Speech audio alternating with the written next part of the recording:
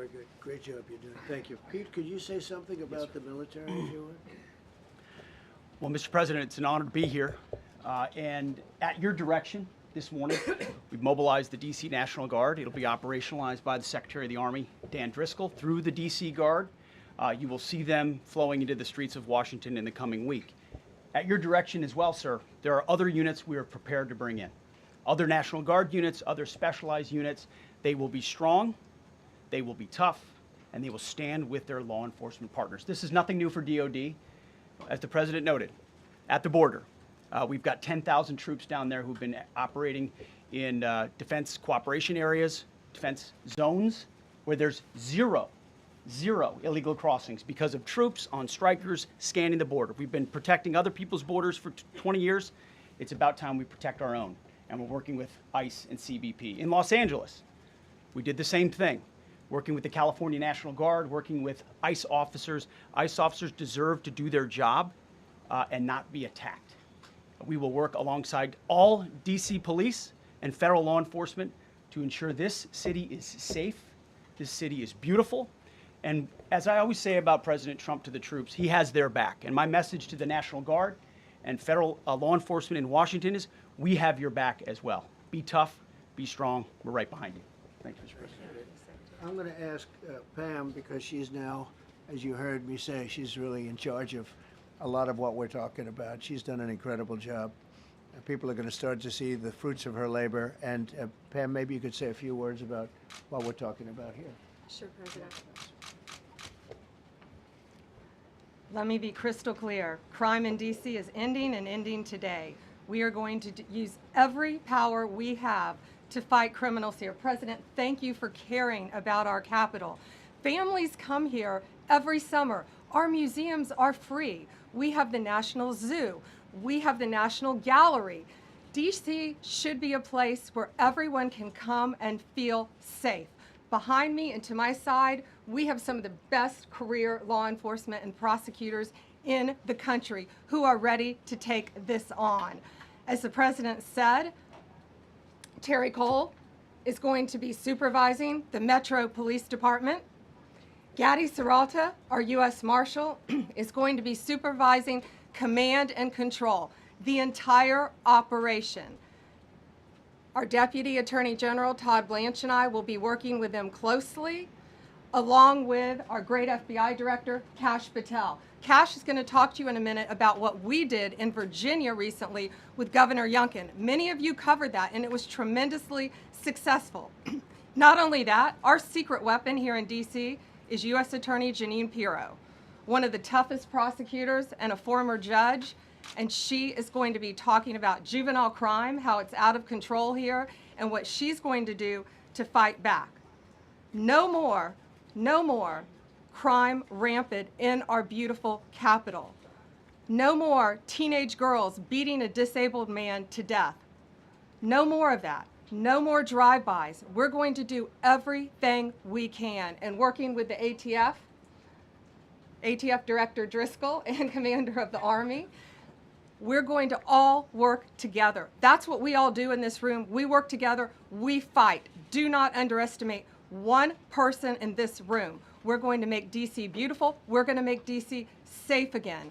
One other thing, just at the wharf a few days ago, the area of the wharf, Terry Cole reached out to me, not even nightfall, on the weekend, where so many families in tourists go. A guy's overdosing from fentanyl on a park bench. In the middle of families around, they administer Narcan and saved his life. No more of that. The President of the United States is going to clean up D.C., and we're going to be there to help him, and we're going to be successful. Thank you. Thank you, Pam. Kash, talk about Northern Virginia, if you would. Northern Virginia, we had a big success. Thank you, Mr. President. Thank you, Attorney General Bondi, for your leadership, Deputy Attorney General, and the rest of our interagency partners.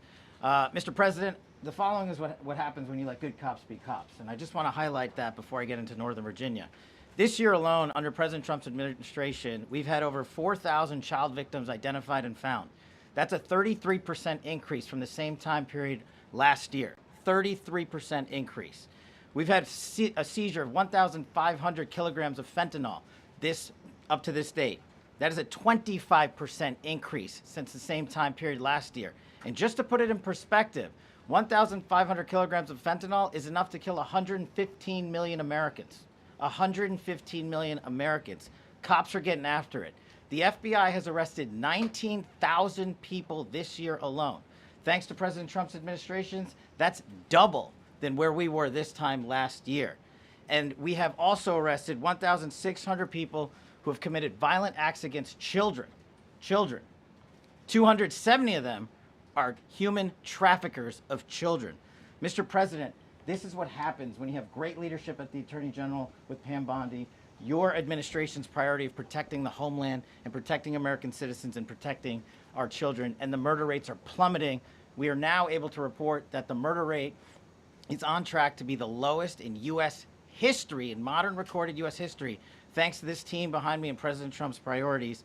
And how do we do it? And what are we going to bring to D.C.? What we did in Northern Virginia, thanks to Terry Cole and Governor Youngkin and the team, we stood up a task force out in my Northern Virginia field office, and we said, let's let good cops be cops, let's get them the intelligence and what they need, and let's get the red tape out of their way, and let's get DOJ partnered up with us to bring great prosecutions, and that's exactly what we did. In 1 month, we arrested 545 violent felons. 545 in the state of Virginia, thanks to Governor Youngkin's partnership. And that simplicity in law enforcement is what's coming to Washington, D.C. When you let good cops be cops, when you give them the intel they need, when you work with our Homeland Security Task Force, when you work with Terry and Gaddy and I go way back to Miami, these guys are great leaders of the respective departments and law enforcement capacities. And when you have the DOJ and President Trump driving behind this mission, we are going to clean up Washington, D.C., and we're going to do it the right way, the lawful way, and we're going to make sure Washington, D.C. is safe again. Thank you, Mr. President. Thank you, Attorney General. Thank you very much. Good job. Thank you, Cash. So the process begins right now. It actually started over the weekend, and we confronted a lot of very bad people. But it's going to be something that will be pretty amazing to you as you watch it. And I think most of you say it's a beautiful thing to do it right. We're going to be removing homeless encampments from all over our parks, our beautiful, beautiful parks, which now a lot of people can't walk on. They're very dirty, we got a lot of problems. But we've already started that. We're moving the encampments away, trying to take care of people. Some of those people, we don't know how they even got there. Some of those people are from different countries, different parts of the world. Nobody knows who they are. They have no idea, but they're there. We're getting rid of the people from underpasses and public spaces from all over the city. There are many places that they can go, and we're going to help them as much as you can help. But they'll not be allowed to turn our capital into a wasteland for the world to see. The Metropolitan Police Department and the federal authorities will be supported in the effort, a really big effort, the 800 D.C. National Guardsmen that we'll put on, and much more if necessary, much more. You remember I said, I offered 10,000 once. Remember I said to a certain person, person who I thought always was highly overrated, not very competent, but I said, if you need them, we'll give you 10,000 of the military or the National Guard. They turned me down. But if necessary, we're going to move service members directly to joining the Guardsmen, and that'll take place very rapidly, and that'll be done in conjunction with Pam and with Pete and everybody else. Washington, D.C. should be one of the safest, cleanest, and most beautiful cities anywhere in the world, and we're going to make it that. We're going to make it safe. We're going to make it smart. We're going to make it beautiful, so beautiful. Some of the buildings, we're going to add to it. You see what we've done at the White House. White House is a whole different building. I do that in my part-time because it's a natural instinct as a real estate person. I was very good at that, and I was very good at fixing things up. I like fixing things up. You see what's happening. The marble floors are being reinstalled, renovated, fixed. The whole place is becoming very beautiful. We're going to be adding a magnificent ballroom, most beautiful ballroom, I think, anywhere. We need it. I would have certainly loved to have had it today. I think we would have filled it up. A lot of you are standing outside, can't get in this room. I have never seen the room like this, which tells me that you want to talk about, I mean, this was a D.C. news conference. It tells me that you want to talk about crime in D.C. and beautification of D.C., but I'm going to put that's easy. And I think, frankly, fixing the crime with the pros, fixing the crime is easy, too. A person who I've known for a long time, and she's been incredible. She was a fantastic, one of the best ever district attorneys in New York. She was in Westchester, and she became a judge, very successful judge. And then she went into showbiz because she was such a good DA and such a good judge, tough judge, but fair, always fair. Nobody ever complained about that, but she was tough. And because of that and her reputation, she went into showbiz. So a lot of people don't, they think of Jeanine as showbiz. Actually, showbiz was not her thing. And she did great. She was on, along with a couple of other of my friends, on the #1 show. And she did great. But this is what she loves doing. This is really her baby. What she's going to do is going to be incredible. And I'd like to speak for just a few seconds on what she has in mind, what she wants to do. We're going to be appointing some judges. We have some open spots, and we're going to take people because the judges are letting killers out. They're just great candidates already. We have about 10 open spots, so we need them. Jeanine, would you say a few words, please? Thank you very much, Mr. President, and thank you, Madam Attorney General, and to all my partners here. We all want the same thing. We all want a safe city. We want a safe capital. We want to be able to bring our families here. We want to be able to come and enjoy the history that makes this place great. And unfortunately, we are not in that position right now. And Mr. President, I want to thank you for taking the step that we need right now to make criminals understand that they are not going to get away with it anymore. And I'm not going to stand here and go over and over the cases. But what I can tell you is this. I see too much violent crime being committed by young punks who think that they can get together in gangs and crews and beat the hell out of you or anyone else. They don't care where they are. They can be in DuPont Circle, but they know that we can't touch them. Why?